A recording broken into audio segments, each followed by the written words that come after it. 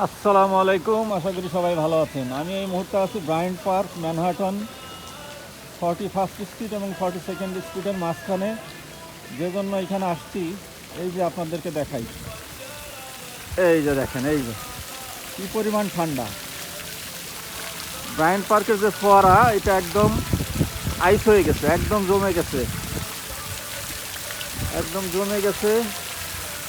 এই গত 2 সপ্তাহ ধরে, 2 সপ্তাহ হলো এই অবস্থা। সব জায়গায় একদম ভয়ঙ্কর ঠান্ডায় সব একদম আইস হয়ে গেছে। জায়ান্ট পার্ক, তারপরে হচ্ছে সেন্ট্রাল পার্কের সমস্ত লেক, হ্যাঁ, হাডসন রিভার, সব জায়গায় এরকম আইস হয়ে গেছে, একদম আইস। ভয়ঙ্কর ঠান্ডা, মাইনাস তাপমাত্রা সব জায়গায়।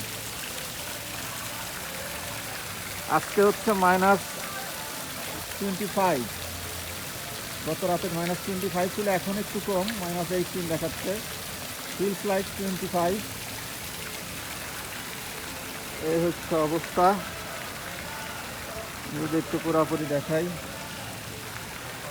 এই হচ্ছে ব্রায়েন্ট পার্কের ফোয়ারা, বিখ্যাত ব্রায়েন্ট পার্ক।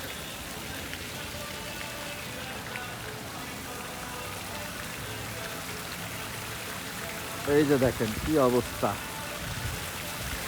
এই যে দেখেন অবস্থাটা দেখেন।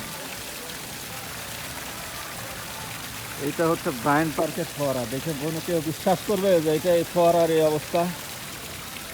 ঠান্ডা, এই যে দেখেন। এটা আরও জমানো ছিল, এক সাইডে একটু ভেঙে পড়ছে।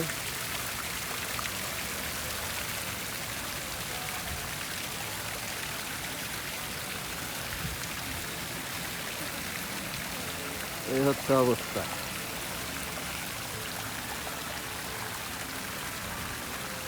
পুরা আইস হয়ে গেছে।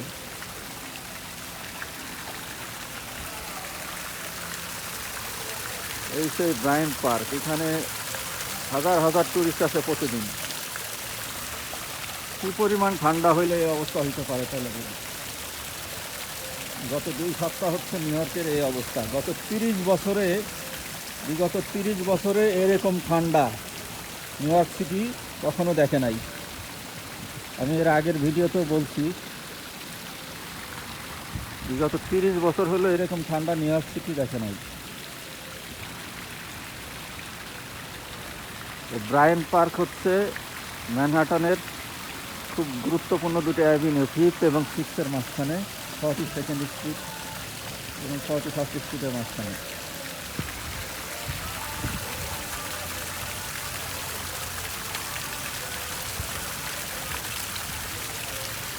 এই হচ্ছে অবস্থা, ভয়ঙ্কর ঠান্ডা, ভয়ঙ্কর অবস্থা।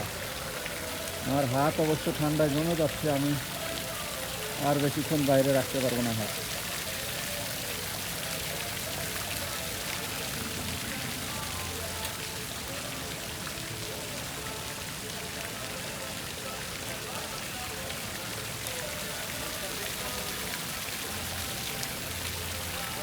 এই হচ্ছে ব্রায়েন্ট পার্কের অবস্থা।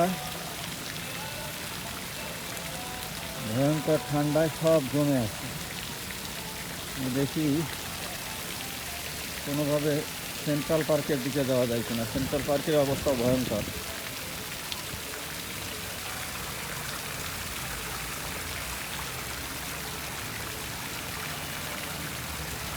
ধন্যবাদ সবাইকে, ভালো থাকবেন। আসসালামু আলাইকুম।